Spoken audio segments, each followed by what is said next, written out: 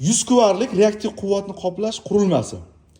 Voltmetr, kontroller 8 ta bankadan iborat indikatorlari bilan jihozlangan.